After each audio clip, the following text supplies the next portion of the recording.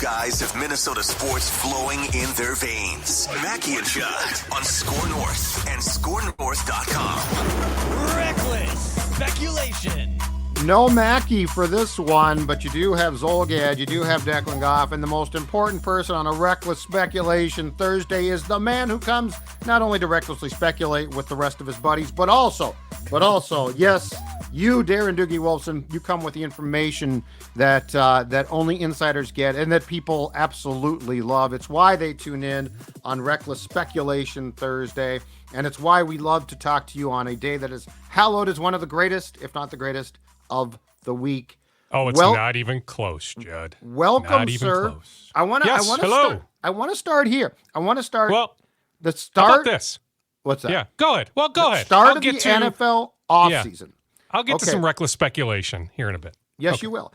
In 2 weeks, we've got the Super Bowl, but the start of the offseason is really the Senior Bowl because that's where teams congregate in Mobile, Alabama, to watch prospects, not all of them, but prospects take part in workouts as we ramp up for free agency and the draft. It's where covert conversations start. And so let's start there. The Minnesota Vikings offseason has commenced, Darren. It has. I mean, you think about Kevin O'Connell, Kwesi Adolfo-Mensah, Ryan Grigson, so many other high-ranking front office officials, scouts. Go to Vikings.com. Look at all the names, what fancy titles in the scouting department. They are all in Mobile. You have some Vikings assistant coaches literally coaching this week, right? So you've got assistant coaches down there for scouting sake.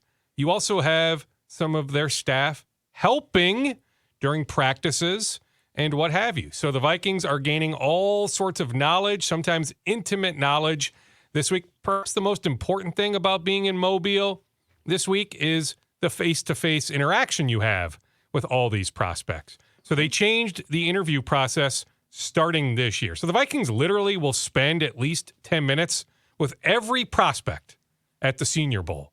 They can request an additional 15 minutes with a prospect, non-quarterbacks, which they have, some DBs, some defensive linemen right up and down the list. So you would do that Tuesday and Wednesday. You did that. Today, Monday, those are the times booked, marked for just having these 10-minute interactions. Now, quarterbacks is different. Like the Vikings, just like every team, will get like 40 minutes with each quarterback, something in that ballpark, but you then can request an additional 15 minutes. So if people are interested in that, I will do some digging on that, like Bo Nix, Michael Penix, Spencer Rattler. Now, a lot of the quarterbacks, J.J. McCarthy, Jaden Daniels, some of the other guys are not in Mobile, but Nix is down there and Penix is down there. And depending on what you think of Spencer Rattler, he is down there as well. So I will do my due diligence, maybe heading into next Tuesday, next time I join you, on whether the Vikings requested an additional 15 minutes. But bottom line, they are getting really good face time with all those quarterbacks down there, in addition to just about every player down there. Dukes, it's felt like, and I know you've had some notes on this during the college football season, they spent a lot of time at Michigan looking at J.J. McCarthy.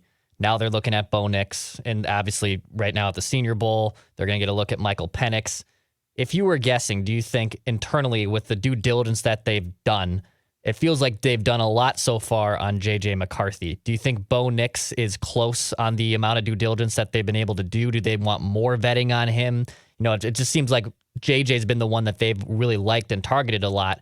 Is Bo Nix probably also part of their plans to try to get a little bit more information on him? Well, yeah, getting more information, Declan, 100%. But they had multiple scouts attend Oregon practices. Heck, going back to when he was at Auburn, right? I mean, really, the due diligence started years ago. It really does. So they take these diligent notes.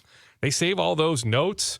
I test all that. So, I mean, they have the book on Bo Nix going back to his time as an Auburn Tiger, but certainly an Oregon Duck. So it's not just game evaluation. Certainly they had multiple people see Bo Nix in person multiple times. So they got the in-game look. And, hey, that's as much as – how does he interact with his teammates pregame? What do his pregame warm-ups look like, right? I mean, that's when scouts are down on the field, making those observations. We can all watch game video, right? So whether you're in the press box or in the stands during the game or, getting the coach's film, I don't know how much that matters, but they love to see a kid interact. What does he do pregame, but they attended practices, they attended games. So they have enough of a book, at least that's my sense, enough of a book on Bo Nix. But yes, there is no doubt they have a very thick book on J.J. McCarthy of Michigan. And what's intriguing about this, though, is, the quarterbacks are the sexy topic, Dukes. But the reality is this, to your point, we're talking about defensive tackles, defensive ends, rush ends in a 3-4, cornerbacks. Like, this team has a lot of needs, and they need a lot of depth. I keep coming back to that. I think the one thing we don't talk about, because it's not as much fun, is the lack of depth here, possibly, as well. So there is an interesting array of needs here. Quarterback certainly could be one, and that's going to be focused on. But on defense, with Brian Flores coming back after incredibly not getting an interview, not getting in front of one team for a head coaching job, you got to really focus on what this team could do defensively in the draft, especially if Hunter leaves as a free agent in March. Amen. Okay, you brought up the name, Brian Flores. Reckless speculation. Let me make this very, very clear. And this reckless was speculation. This was not planned. Do not aggregate this. Please do not. I mean, I guess do whatever the heck you want. I have no control over that. Clipped. Hold on. All right. I'm clipping it right now. But I did have somebody reach out to me inquiring, picking my brain, wondering, okay, Boston College's head coach leaves to become the Green Bay Packers defensive coordinator. Yes, sir. Brian Flores was a stud Boston College linebacker way back when. Is it at all possible? I'm not even suggesting Brian would listen, but is it at all possible that Boston College, speaking of doing due diligence, oh my God, is Brian Flores one of the people they reach out to? Hold on, I'm going to tweet this first of all. Doogie at Dare. Okay, look for Brian Flores to be on BC's radar. I mean, it's a great question. And it's more a question. What? It's not me reporting one. I didn't put the darn thing. I promise. Didn't even it's think more of, a question. Somebody reached out to me, so I'm bringing it to this forum. Okay, I'm going to give you with this is the first I've heard this idea. So, but I'm going to give you the top thought from me. I checked with some of my sources, and I was told the Vikings did not get a request. 8 openings. Did not get a request to talk to a guy who ordinarily, if he was not suing the league, would have been talked to. Might not have gotten a job. Yes. But he would have been talked to. Mm-hmm. And I was sort of shot down because I assumed, well, if it's 8 offensive guys, but you've had defensive guys hired. Mike McDonald, hired by Seattle. DC at Baltimore. DC, I believe, at Michigan the year before. That's not that silly a thought. If Brian Flores wants to become a head coach again, now BC, I don't know if that's a great job or not. And I do think college coaching is going to suffer greatly because just look at this. Why is the BC coach leaving? Right, because it's awful. Yes. But not the silliest thing I've heard. If he wants to be a head coach again, that he might need to do that until the lawsuit is done. Interesting thought. Yeah, I mean, just something to think about. Now, as I continue to opine. That's what you do. I see Brian Flores as the Vikings defensive coordinator in 2024. But I'm just saying, somebody reached out, said, hey, what do you think? So, thus, I bring it to your attention. But he did play there. That job is and that guy was now Brian open, Flores. Surprisingly open. I don't think anybody Brian had the Flores foresight texted even you a and few said, what days do you ago. think? Should I go after the job, Darren? So anyway, just something interesting to think about. But yeah, I see Brian Flores as the Vikings DC here in 2024. But you're right. I mean, yes. I mean, heck, not to say that there wasn't a sense of urgency, that they didn't have all sorts of staff members in Mobile this time last year. Mm-hmm. But it just seems like, heck, you're in correspondence with some people down there. So some observations from some people, feet on the ground, that the Vikings just seems like there's more a sense of urgency. They're more omnipresent, more locked in. You know, there's different ways to quantify that, but it seems like it's at another level in terms of the Vikings doing their work in Mobile this week. Dukes, obviously with the Packers getting a DC, I think I saw on a listicle that wasn't being reported, but when they were trying to figure out who could replace Joe Barry, I believe The Athletic just threw out, hey, what about Mike Zimmer as a potential DC option in Green Bay? And I could see that working very well in Mike's favor, getting some revenge on the team that fired him, looking at him get back into the gig. He did a sit-down Tom Pelissero not too long ago of NFL Network. Do you know anything if that name ever came up, or are you surprised that he hasn't maybe even gotten back into coaching so far? Or maybe even what is your sense of him wanting to get back into coaching in the NFL? Yeah, I mean, he wants to coach. I mean, even prior to the interview with Tom, yeah, he wants to get back into it. He is ready. He's been doing a lot of work on his ranch there in Kentucky. He's ready to get back after it. So he wants to work. He wants to coach, willing to accept an assistant type job, a DC or some other type job that's not a head coaching job. I did not hear his name attached to Green Bay. Doesn't mean it was or wasn't Declan. I'm just telling you, like me personally, never once heard him attached to that Packers job. You know, now that Dan Quinn, as of this morning, is the new Washington Commanders head coach, the Dallas Cowboys do need to hire now a defensive coordinator. Now they have some logical candidates in-house. So is it as simple as promoting one of the position coaches to DC? But this is what we alluded to a couple weeks ago, right? Before any of these 8 openings were filled, we just said, hey, it looks like Dan Quinn has a chance to get one of these jobs. Okay, he ultimately gets the Washington job. Connection to Rick Spielman, by the way. In fact, if Rick was still here, maybe this is a little reckless too, Judd, but if Rick doesn't get fired, just Zim, and Rick had a say in who the next head coach of the Vikings was going to be, I really wonder if Dan Quinn would have been the hire. Well, he absolutely was going to be in the mix. Possibility. Well, and Duke, he was in the mix anyway, but he was going to be.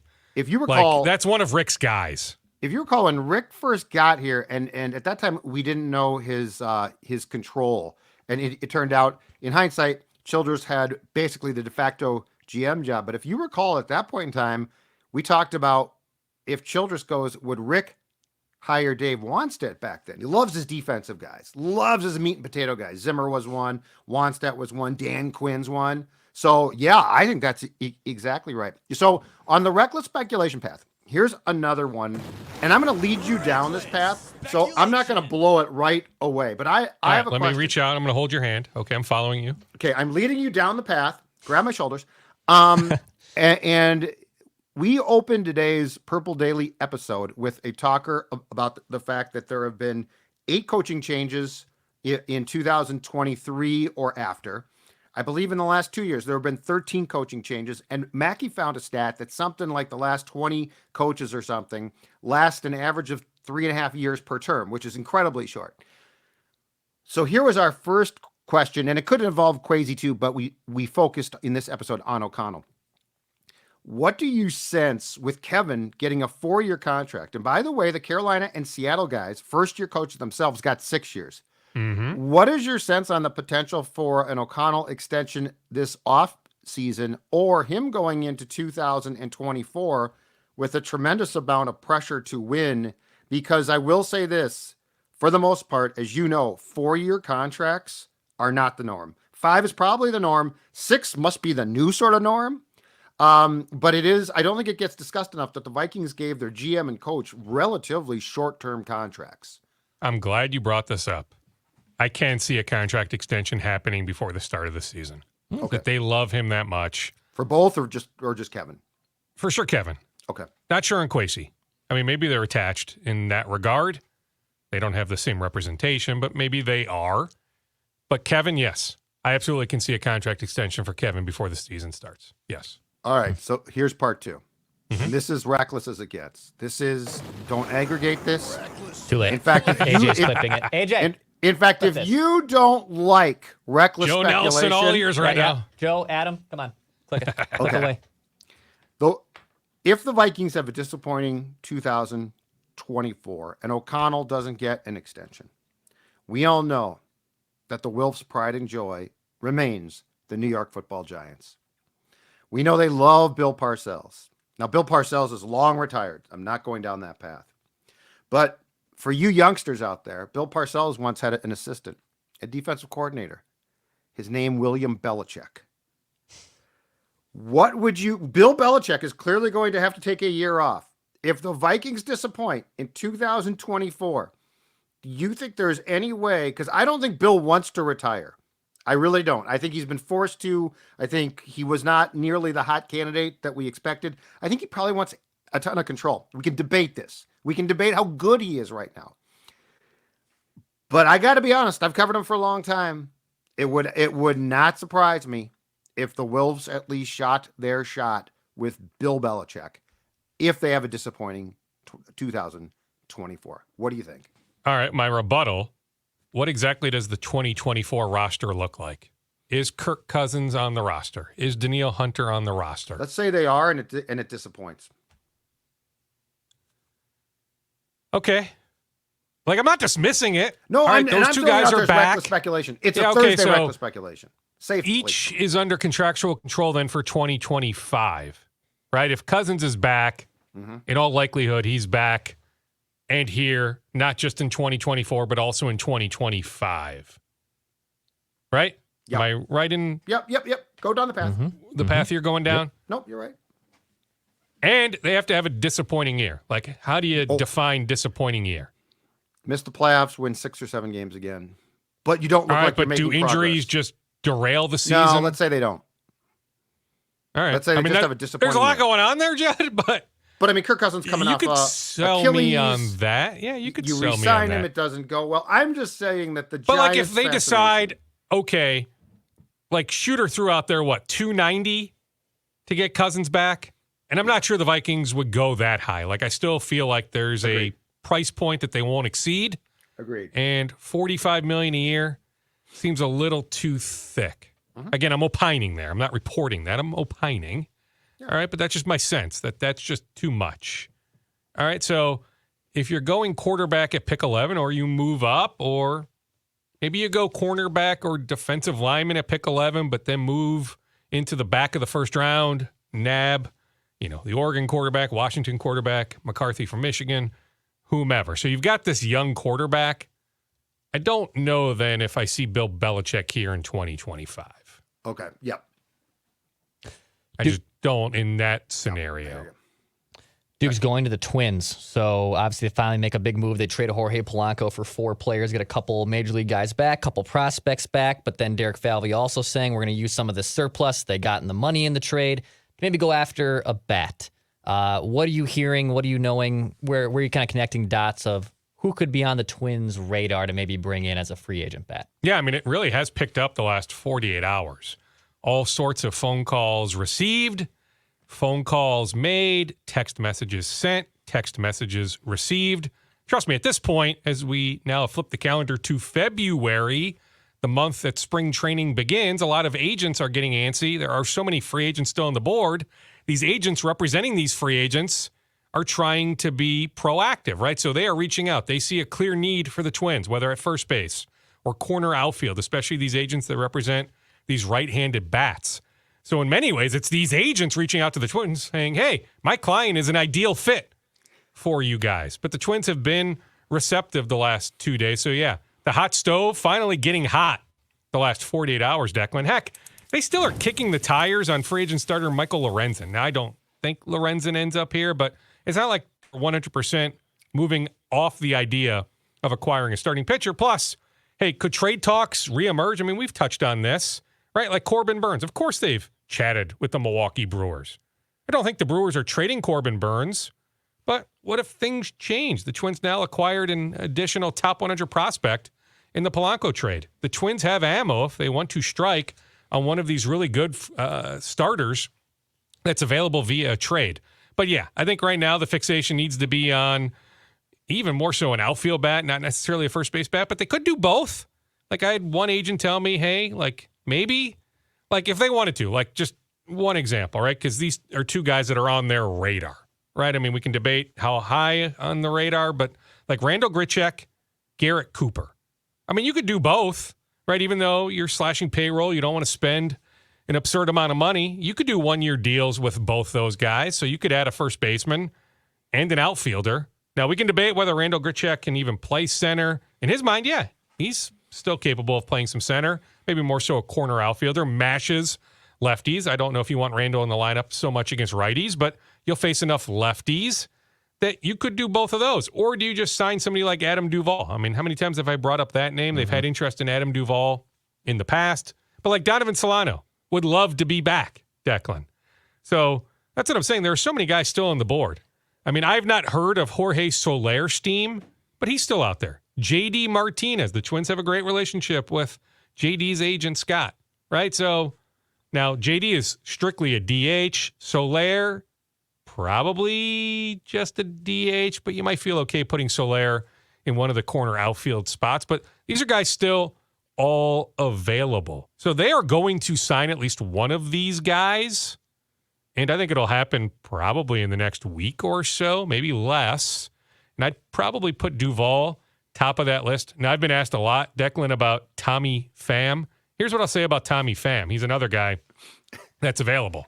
So last trade deadline, so last, late July, I checked with two Twins officials on Tommy Pham. They both brought up, what's the best way to phrase this? Not necessarily the best fit in the clubhouse. He's boisterous. He's an odd. He's Now, the is it one possible? that got in the fight with Jack and Peterson there's over even fantasy football. Got in a fight or got in a discussion maybe a little with bit more there fan. too, right? Yes. Yeah. So anyway, I'm not probably going is it possible their opinion on that has changed in the last 6 months? I suppose. I just haven't heard any Tommy Pham steam in the last couple days, and I just harken back to what I was told in July. That's why I think Duvall is more realistic, or perhaps Grichuk, maybe one of those other bats I mentioned. But I think you also want somebody that can play a little defense. So I don't know if you want to just marry yourself to a strictly DH type bat. I mean, that's surely JD Martinez. Jorge Soler, we can debate that. I don't know. Can you play him in the outfield? Yeah, be a butcher. But Yeah, he so I can. think you need somebody that can roam around out there, right? So, there's other teams in on Duvall.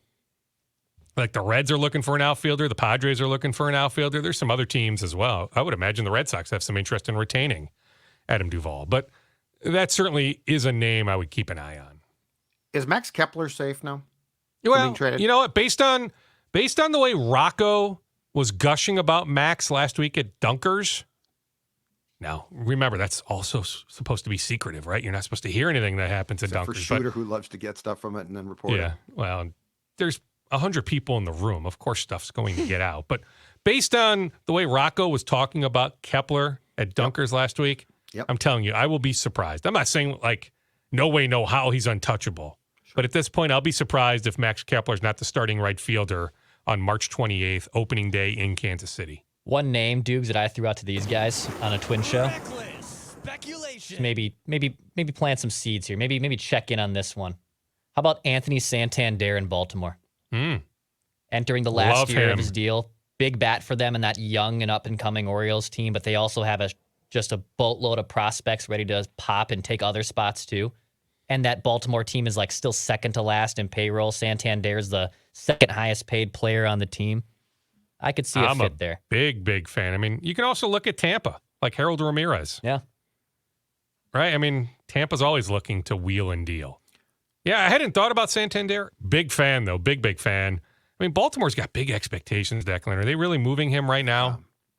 And they're going to be sold Mm-hmm. to a new group, including Cal Ripken. So my question is, are they actually going to increase payroll as a sign of good faith? Because, I mean, the one thing is, D'Angelo's dropped off the table.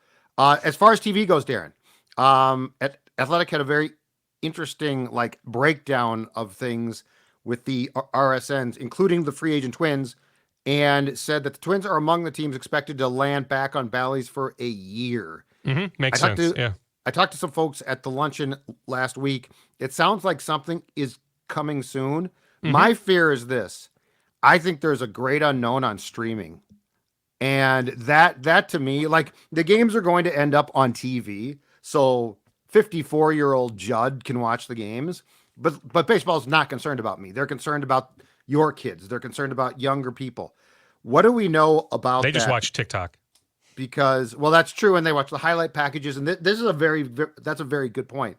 But as far as the streaming goes, that's the biggest concern, I think, because I will say this, the Amazon part has not been approved by the bankruptcy court judge yet and might not be till May and June.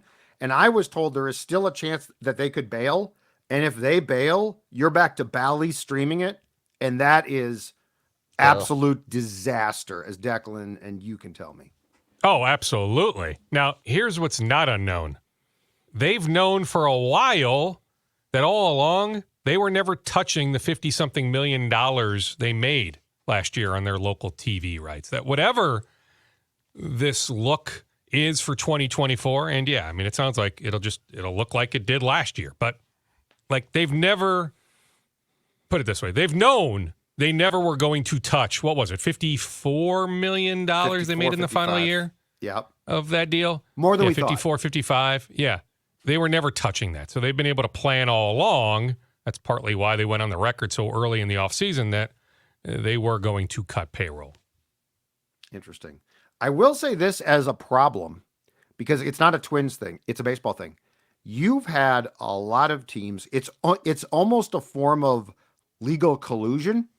You know, the Rangers, Cleveland, Detroit, Minnesota, who have really pulled back. And here's the interesting curveball that I didn't see coming, but it definitely came after saying that they would spend.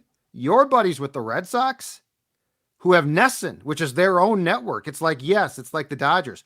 They're not spending. So like this has been one of the more intriguing free agent off seasons based on nothing more than teams really pulling back and a bunch of teams saying it's because of what the Twins said, which is our TV rights have shrunk. Well, I mean, even the Cubs. Now, the Cubs may have some news here in the next day or two that they've re-signed Cody Bellinger to a monster contract, right? Like $200 million. But in this moment, the Cubs have spent very little this winter. So that's another team with their own network, right? That, you know, you would think the Cubs would have been all in on upgrading. They had a good year last year, ready to take that next step. You know, division that's there for the taking in many ways. But so far, crickets, although I'm telling you, I wouldn't be shocked if Bellinger ends up back there. Final scoop, Stoogs. What else has you got in that scoop bag? Yeah, so on the Wolves, there have been discussions on an extension for Mike Conley Jr. So remember, there are a lot of guys that are not extension eligible in season. He's the opposite. He's actually extension eligible right this moment. So not to get into all the minutia, but like if the Wolves wanted to sign Mike Conley Jr. to a contract extension today, they could do that. Now, it's not far down the road, anything like that, but there have been discussions. Last time I brought that up a couple months ago, I said, no, nothing's off the ground. At this point, it's at least a little bit off the ground. So Mike Conley Jr., an unrestricted free agent this summer. The NBA trade deadline 1 week from today, February 8th, 2 o'clock Central. The Wolves continue to make calls, but there's also interest. I'm telling you, I touched on this on Tuesday. There's interest when it comes to the buyout market. You know, who is going to hit the buyout market? You know, do the Spurs find a trade partner for Doug McDermott, or does McDermott hit the buyout market? And so the Wolves are juggling a few different things. I did check again on Tyus Jones. Like, I know there are Tyus Jones fans at Mayo Clinic Square. It sounds like, now, hey, maybe the price comes down like next Wednesday, 24 hours out. But right now, the price is still pretty darn high. First-round pick, the Wolves, because of the Stepien rule, they can't even trade their 2024 first-round pick. Not that they would anyway, but point is, like, the Wolves just, there's not a match. I've been saying that since December. There's not really a match for Tyus Jones, the pending unrestricted free agent, the former Wolf, who continues to perform at a very, very solid level. Like, Tyus Jones would help these guys so much. But it sounds like Washington is still asking for too much. That's a trade that it's hard for me to find a match, Minnesota and Washington. Great stuff, Dukes. All right, and hey, the reason why we pushed this a little bit later. I was waiting for that. Of course, yeah, it's a tradition. Yeah, tradition. I know, I allowed it to breathe. Yeah, so I was just down on campus, got to know Max Brosmer, the new Gophers quarterback, the transfer from New Hampshire. I'm telling you, impressive. Like, I'm firing him quick questions, snap of the fingers, like he's processing what I'm asking, gave me really detailed answers, and then off camera, catching balls. I saw his personality. Like a lot of these quarterbacks, they come off as robotic. Yeah. I was really impressed. So in the moment, I just got back from campus a little bit ago. Really impressive. What's that? I said, did you catch some passes from him? Good arm? No, I did not. No, Did you run some routes for him? We were in the indoor facility, but no, I did not run any routes. No, I'm in dress shoes. I know. We have to do some TV taping later, so I'm all dressed up. Not that I'm capable of running anyway. I'm 44 now, Judd. Like, my fear is, be careful, like, my Achilles. Like, you talk to enough, like, late 30, 40-year-old. Like, I know one friend who played softball last summer, ripped up his Achilles. Like, that's my fear, that my Achilles will just tear, much like Kirk Cousins. Exactly right. All right, Dukes, great stuff. We will talk to you again on Tuesday. Yep, see ya. Bye.